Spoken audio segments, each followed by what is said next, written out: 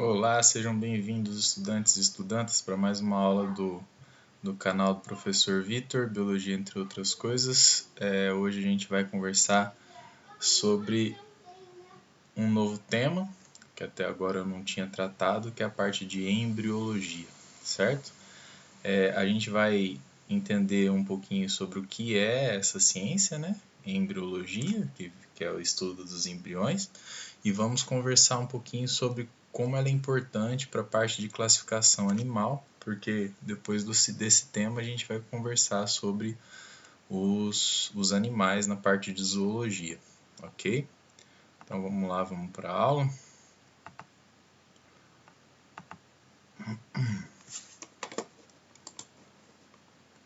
Deixa eu só diminuir aqui. Então, a gente vai tratar aí do desenvolvimento embrionário dos animais. Vamos falar um pouquinho sobre os tipos de ovos que existem. Depois a gente vai ver como esses ovos passam pelo processo de clivagem até a formação da primeira fase do desenvolvimento embrionário, que é a mórula. Então a gente vai falar das próximas fases do desenvolvimento embrionário. Vamos conversar aí sobre os tecidos que formam um embrião. Então a gente vai falar sobre a parte de anexos embrionários e na próxima aula, depois dessa, não vou fazer tudo junto, senão vai ficar muito comprido, muito demorado. A gente vai falar sobre o desenvolvimento embrionário do ser humano e as células-tronco, desculpa. Vamos tratar aí primeiro então sobre, como de costume, toda aula eu começo com duas questões de vestibulares ou Enem, que eu pego na internet. A primeira traz o seguinte texto: sobre o desenvolvimento embrionário, analise a figura abaixo e a seguir indique a alternativa que estabelece a correlação correta. Alternativa A: 1. Cavidade embrionária preenchida por fluido que formará o sistema digestório no adulto. 2. Alternativa B: cavidade embrionária revestida por mesoderme que formará a cavidade torácica no adulto. 3. Folheto embrionário que dará origem ao cérebro, medula espinhal e nervos. 4. Folheto embrionário que dará origem à pele, à boca e ao epitélio da cavidade nasal no adulto. E 5. Cavidade embrionária preenchida por celoma que dará origem ao sistema digestivo. Qual dessas 5 alternativas você acha que está correta? Fale aí nos seus comentários, vamos ver se você consegue acertar antes da aula. E aí no final essas questões vão reaparecer para a gente ver se você acertou ou não, tá ok? A próxima questão é uma questão de correlacione duas colunas, então relacione corretamente os anexos embrionários às respectivas características apresentadas a seguir, numerando a coluna 2 de acordo com a coluna 1. Então a coluna 1, saco vitelínico, 2, âmnio, 3, córeo, 4, alantoide. Saco vitelínico, será que é a membrana que envolve completamente o embrião delimitando a cavidade amniótica? Ou é conhecida como serosa? Então, qual que é a sequência que vocês acham que está correta aqui? Deixa aí no comentário sua alternativa, a alternativa que você escolheu para a pergunta 2. E no final a gente confere para ver se você acertou, tá certo? Continuando agora, então, vamos para o conteúdo de fato. Então, vamos falar primeiro sobre os tipos de ovos e a segmentação que eles fazem. Vamos lembrar aí, então alguns conceitos, começar com o conceito de embriogênese. A embriogênese é o processo de multiplicação e crescimento e diferenciação celular. Então, a gente passa de uma célula por um processo de embriogênese até gerar um embrião completo. E ela leva à formação de tecidos e órgãos. A ontogênese é o desenvolvimento do indivíduo até a maturidade sexual. Então, quando a gente tem um embrião, acabou o desenvolvimento embrionário, começa o desenvolvimento ontogenético, certo? Segmentação ou clivagem são as divisões iniciais do zigoto para formar um blastômero. Então, uma célula se divide em duas células se dividem em 4 células, 8, 16, e assim por diante, certo? E a mórula é uma esfera maciça de blastômeros. Então, depois, quando começa essa clivagem, cada célula dessa recebe o nome de blastômero. O primeiro estágio do desenvolvimento embrionário é a mórula, que é um maciço dessas células. Mórula vem de amora, né? Parece uma amora com um monte de bolinhas todas grudadas e bem unidas, ok? Bom, tipos de segmentação depende de quantidade de vitelo no ovo, porque o vitelo dificulta a divisão celular. E além disso, depende da posição do vitelo. Então vamos tratar primeiro do ovo oligolesto ou isolesto, que é um ovo com pouco vitelo. Eu sempre falo para os meus alunos, se alguém te chamar de oligocéfalo, você tem que ficar bravo, porque oligo é pouco, céfalo é cérebro. Então você teria pouco cérebro, pouca inteligência. Oligolesto é pouco, lesto, oligo é pouco, lesto é vitelo. Também conhecido como homolesto, por quê? O vitelo está distribuído igualmente por todo o ovo, ou isolesto, né, que vem de igual. Homo é por igual, iso é igual também. E esse tipo de ovo, como não tem o vitelo para atrapalhar, ou tem pouco vitelo, ele faz uma segmentação total ou holoblástica. Holo é total, tá? Blástica é de dividir. E é igual, ou seja, gera aquelas células que a gente tinha falado antes lá, os blastômeros, gera os blastômeros de tamanhos iguais, tá? Quem que tem esse tipo de ovo? Alguns invertebrados marinhos e a gente. Nós mamíferos, inclusive, temos tão pouco vitelo no nosso ovo que ele é até chamado de alesto, ou seja, sem vitelo, tá? E aí como que é essa clivagem holoblástica? Uma célula se divide em duas células de igual tamanho, que se divide em 4 de igual tamanho, se divide em 8 de igual tamanho e assim por diante. Todos os blastômeros são iguais, de tamanho igual até o final dessa fase, quando vai entrar na próxima fase, sair da clivagem. Ovos heterolestos ou mediolestos. Hétero é diferente, médio vem de mediano, né? Tem uma quantidade intermediária de vitelo. Aqui é uma foto de um ovo de um sapo, tá? Para mostrar que o vitelo está concentrado na parte de baixo do ovo, tá? Então o vitelo se concentra em um dos polos. Esse polo é o chamado polo vegetativo. O outro polo é o polo animal, onde não tem vitelo e onde está o núcleo do óvulo.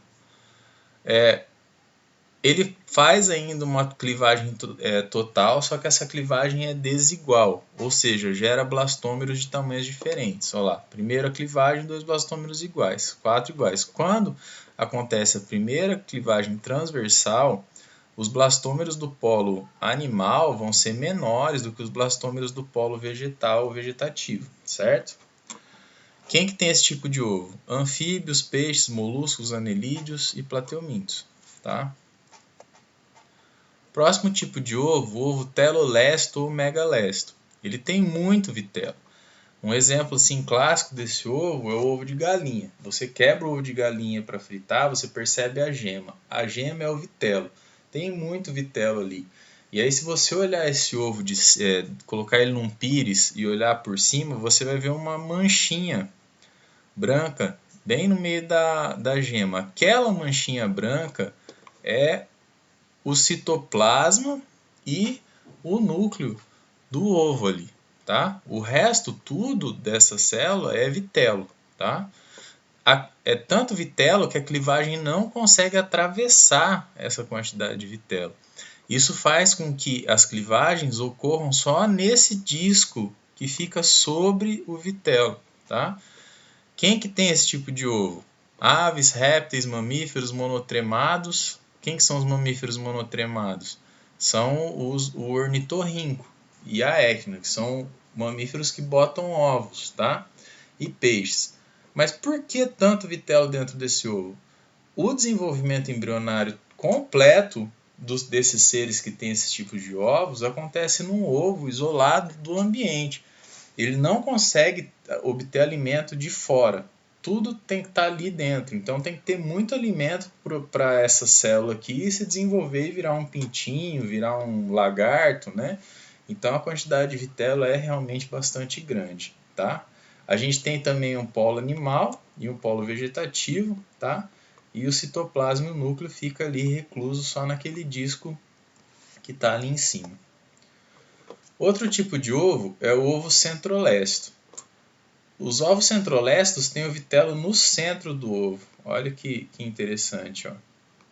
O vitelo está no centro do ovo. A clivagem nesse tipo de ovo é sincial, tá? Como que é isso? O núcleo se divide sem dividir o citoplasma. Quando chega um determinado momento que tem um monte de núcleos, os núcleos migram para a periferia e aí tem a divisão do citoplasma. E o desenvolvimento embrionário acontece ao redor desse vitelo, tá? Em todo o redor do ovo. Essa clivagem também é meroblástica, porque o ovo não se divide por inteiro, e ela é típica de artrópodes, tá? Quem que são os artrópodes? São os invertebrados com pernas articuladas. Por exemplo, lagosta, né? Os crustáceos, caranguejo e tal, insetos, aranhas, tá? Eles fazem esse tipo de clivagem e tem esse tipo de ovo. Próximo assunto é parte do desenvolvimento. O desenvolvimento de um animal ele pode ser direto ou indireto. O desenvolvimento direto é quando o filhote já nasce parecido com o adulto, só que menor do que o adulto. Quando sai um passarinho de um ovo de ave, ele já parece o pai dele, né, e a mãe dele. Os répteis a mesma coisa, sai de dentro do ovo de um jacarezinho. Quando a cachorra tem filhotinhos, os filhotinhos já parecem cachorros. Isso é desenvolvimento direto, não tem larva, tá? O desenvolvimento indireto tem a presença de uma larva, que se locomove, se alimenta e completa o seu desenvolvimento. Então, do ovo sai uma larva, essa larva vai se alimentar, vai passar por um período de pupa, onde acontece a metamorfose, e dessa pupa sai o imago, que é o adulto, tá? Então, ovo, lagarto ou larva, pupa e imago. Outro exemplo entre os vertebrados é o girino do sapo ou o alevino do peixe, tá? São larvas também de dois grupos de vertebrados. Tipo de fecundação. A fecundação pode ser externa. Na fecundação externa, óvulos e espermatozoides são jogados no ambiente, que deve ser a água. Afinal de contas, se jogar espermatozoide na terra, ele não vai conseguir nadar para chegar no óvulo, né? Todo mundo já deve ter percebido que espermatozoide nada. Então demanda um ambiente úmido, com bastante água, né? E precisa de grande quantidade de óvulos e espermatozoides, porque você tem a chance de sumir óvulos e espermatozoides. Imagina que então a fêmea do salmão solta os óvulos na água, bate uma correnteza, parte dos óvulos vai embora. A mesma coisa quando o macho vai soltar os espermatozoides na água. Da junção dos óvulos e espermatozoides por fecundação externa, formam um ovo e o desenvolvimento embrionário acontece, e desse ovo eclode um alevino, e esse alevino já vai se alimentar por conta própria. Mas tem uma alta taxa de perda e um baixo cuidado parental. Outro tipo de fecundação é a fecundação interna. A fecundação interna demanda uma menor quantidade de óvulos e espermatozoides, ao ponto de, por exemplo, nós seres humanos, em média, a mulher produz um óvulo por ovulação, né? Então é apenas um. E demanda um órgão copulatório, no caso o pênis. Então, ó, o besouro aqui está a fêmea, ela produziu seus óvulos, o besouro macho vem com o órgão copulatório, coloca os espermatozoides dentro da fêmea. As proles são mais protegidas, porque esse desenvolvimento inicial, pelo menos até o ovo, acontece dentro do corpo da mãe. Depois algumas vão colocar ovos, o desenvolvimento vai continuar fora, outras vão parir o filho já completo, né? Já pronto para viver no meio ambiente. Aí tem um cuidado parental um pouco maior. Local do desenvolvimento. Eu esqueci que eu podia estar na frente de vocês. Será que nos outros slides? Não, esses não. Local do desenvolvimento. Vamos lá. Desculpa se eu fiquei na frente, mas eu acho que eu li tudo que precisava ser lido, tá? Nos animais com fecundação interna, eles podem ser ovíparos, ovovivíparos ou vivíparos. Os ovíparos, as fêmeas botam o ovo onde o filhote se desenvolve fora do corpo da mãe. É característico de aves e de alguns répteis. Então, olha lá, o pinguim botou o ovo e o filhote vai se desenvolver dentro desse ovo fora do corpo da mãe. Muitas aves têm o comportamento de chocar o ovo, né, para evitar variações térmicas que possam atrapalhar o desenvolvimento do filhote.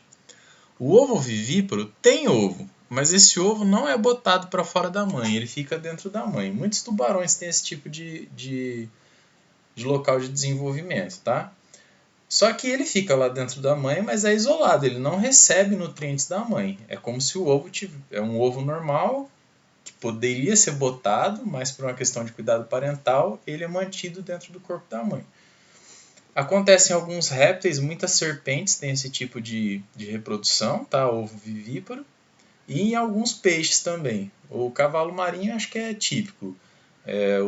Os ovos são colocados numa bolsa que o macho tem, né? E depois do desenvolvimento saem os filhotinhos de dentro dessa bolsa. Vivíparo. É o caso daqueles animais cuja fêmea forma um tipo de placenta ou alguma estrutura que comunica o embrião em desenvolvimento com a mãe. Isso permite que a mãe passe direto pela corrente sanguínea alimento para o filho e que o filho consiga passar as excretas para a mãe para que a mãe jogue essas excretas fora, tá? Isso acontece na maioria dos mamíferos e em alguns peixes também, tá? Bom, agora a gente vai falar sobre a formação e o destino dos folhetos embrionários. Para isso, a gente usa um bichinho, que é esse aqui, que parece um peixinho, mas não é um peixinho, é um anfioxo. O anfioxo é um invertebrado, mas é cordado, tá? Ele tem essa notocorda aqui. No caso dos vertebrados, essa notocorda é substituída pela coluna vertebral, tá?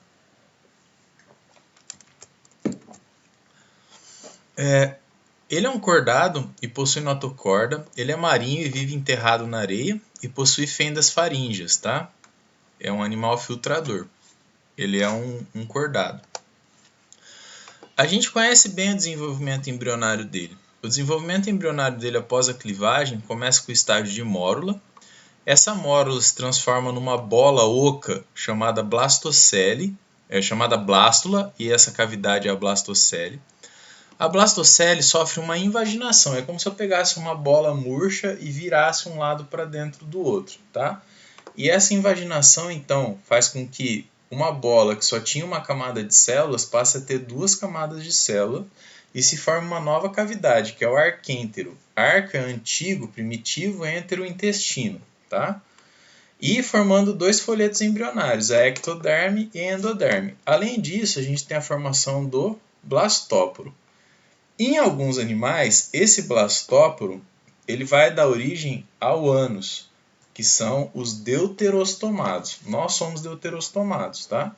Em outros animais, o blastóporo vai dar origem à boca, que são os protostomados, tá? As quelmintes, por exemplo, são protostomados, ok? Bom, desse estágio de gástrula, a gente vai passar por uma diferenciação até chegar no estágio de neurula. Nessa diferenciação, o que vai acontecer? Vai ser formada a placa neural, vai ter diferenciação das células do que era a endoderme. Dessa endoderme vai se originar a mesoderme, tá? Isso nos animais que têm os três folhetos embrionários. Alguns só têm ecto e endo. Outros têm ecto, endo e meso. Os que têm só ecto e endo são chamados de diblásticos. Os que têm as três, ecto, endo e mesoderme, são os chamados triblásticos, ok? Eu vou pôr mais detalhes nisso daqui a pouco. Bom, passa por essa diferenciação a placa neural. A placa neural vai formar o tubo neural dorsal. Dessa região inferior à placa neural se origina a notocorda. dessa região lateral sai a mesoderme, e essa cavidade totalmente revestida de mesoderme é o chamado celoma. Alguns animais têm celoma, eles são chamados de celomados. Outros não têm, aí eles são chamados de acelomados. E outros ainda têm um tipo de celoma, que é uma cavidade falsa. Falsa por quê? Ela não é totalmente revestida de mesoderme. Se não é totalmente revestida de mesoderme, não é celoma. Por isso é um pseudoceloma, ok? Aqui é um pouquinho mais de detalhes disso, né? Então, a gente tem primeiro aqui um plateuminto, a famosa planária. A planária, ela tem só dois tecidos embrionários, a ectoderme e a endoderme. Ela tem um parênquima preenchedor aqui que é o chamado de mesênquima, tá? Esse mesênquima é maciço, então ela tem os 3 folhetos embrionários, é triblástico. Ectoderme, mesoderme e endoderme, mas sem cavidade, tá? Então ela é um acelomado. Os nemateumintos já tem uma cavidade. Só que essa cavidade, esse líquido aqui, ele entra em contato com a mesoderme e a endoderme. Então, ele é um pseudocelomado. É o celoma falso. Os anelídeos têm uma cavidade, essa cavidade é cheia de líquido, e esse líquido só entra em contato com a mesoderme. Então, ele é um celomado. Todos esses aqui são, desculpem, triblásticos. Tem 3 tecidos. Os quinidários, já ouviram falar na água-viva? A água-viva, os quinidários, é o único grupo de animais que só tem 2 folhetos. E aí eles são diblásticos. Bom, o que esses folhetos embrionários vão gerar? A ectoderme, ela vai ser responsável pela formação da camada externa da pele, a epiderme, os anexos como unha, chifre, pena, nos animais que tiverem. Vai ser responsável pela formação das glândulas sudoríparas, glândulas mamárias, sebáceas, a parte da medula de uma glândula que chama adrenal. Ela é responsável pela formação do sistema nervoso, tá? Encéfalo, medula. Ela é responsável pela formação da lente cristalina, da retina e da córnea do olho, do revestimento epitelial de boca, nariz, ânus e do esmalte dos dentes, que é a parte mais dura do dente, que é responsável por a gente conseguir triturar as coisas com ele, tá? Então tudo isso vem da ectoderme. Da mesoderme vem músculos, tecidos conjuntivos e cartilagens, ossos, derme, tecido hematopoético do sangue. E o sangue, o tecido hematopoético é o tecido que é responsável por produzir as células do sangue. Está dentro dos nossos ossos, tá? É a famosa medula óssea. Faz o nosso sistema cardiovascular e linfático, sistema urinário, pericárdio, pleura, peritônio, membranas que revestem o coração, os pulmões e os intestinos. Pericárdio é uma membrana que reveste o coração. Está escrito aqui, né? Eu já até falei. E o córtex da adrenal, que é uma glândula do sistema que fica sobre o... É uma glândula do nosso sistema glandular, tá? A gente vai tratar dela na hora que a gente estiver falando de corpo humano. A endoderme, ela vai fazer o revestimento epitelial do tubo digestório e do sistema respiratório. Fígado, pâncreas, glândulas tireoide e glândula paratireoide. E o revestimento da bexiga urinária. Então, cada folheto embrionário é responsável por formar um conjunto de estruturas no indivíduo quando ele completa o desenvolvimento embrionário dele. Para fazer tudo isso, o embrião precisa de uma série de acessórios. Esses acessórios são chamados de anexos embrionários. Então imagina que isso aqui é um embrião de um ser ovíparo, tá? Ou ovovivíparo.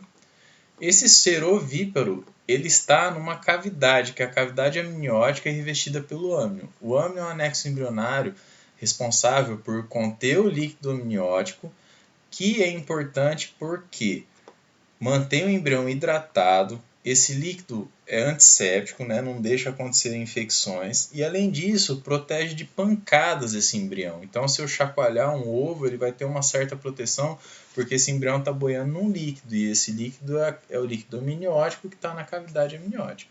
Tá?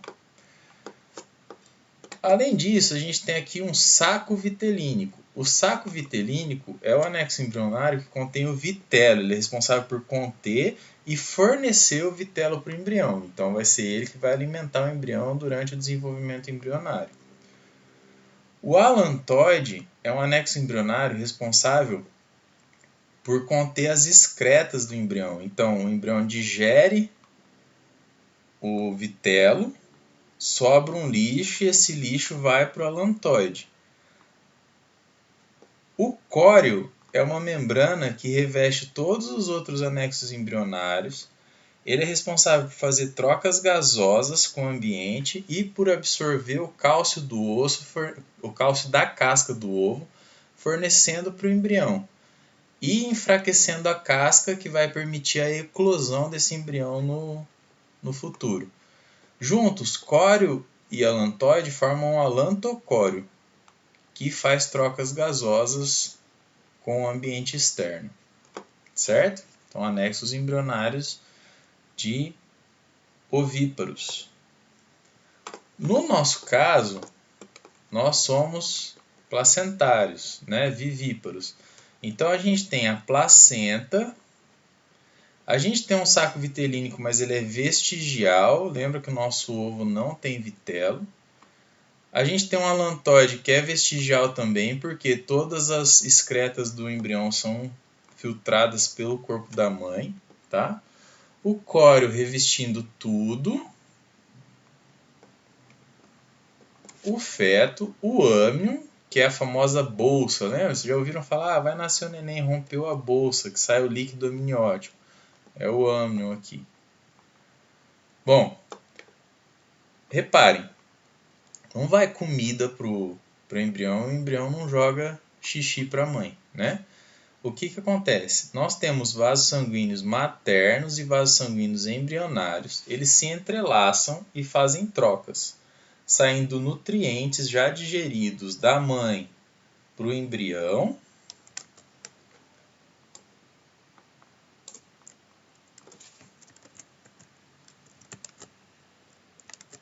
Da mãe para o embrião e saindo as excretas do embrião para a mãe, certo?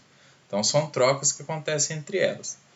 Bom, a gente classifica os animais no que diz respeito aos anexos embrionários em amniotas, que são aqueles que possuem âmnion e por causa disso conseguiram dominar bem o ambiente terrestre, ou anaminiotas, que são aqueles que não têm âmnion e geralmente estão reclusos no ambiente aquático.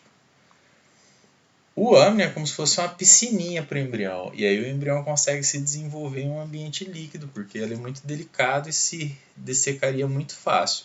Então o âmnion é uma estrutura muito importante no que diz respeito da conquista do ambiente terrestre pelos vertebrados, tetrápodas.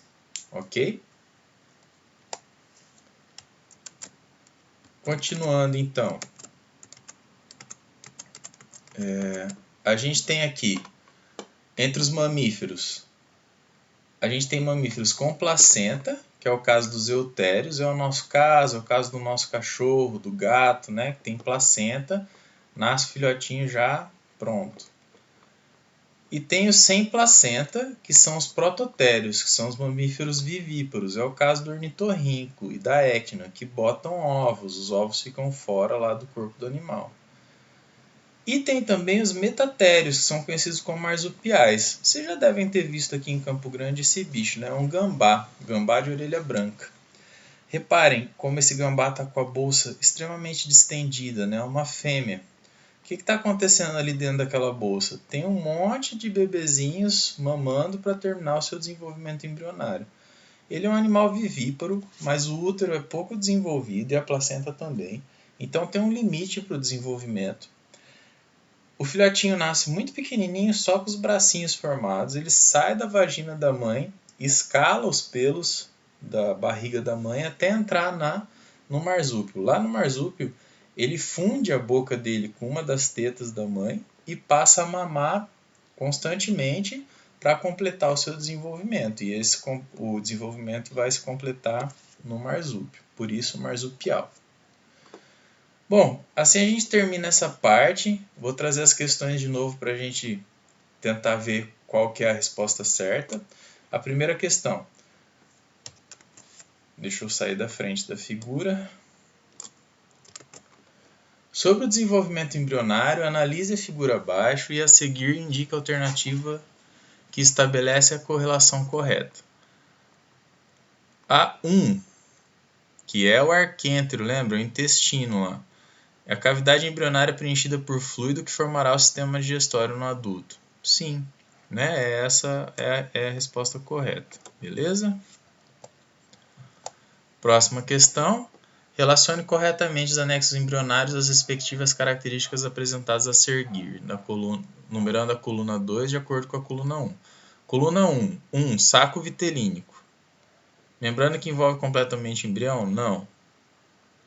Também conhecida como serosa, essa membrana envolve todos os anexos embrionários? Não.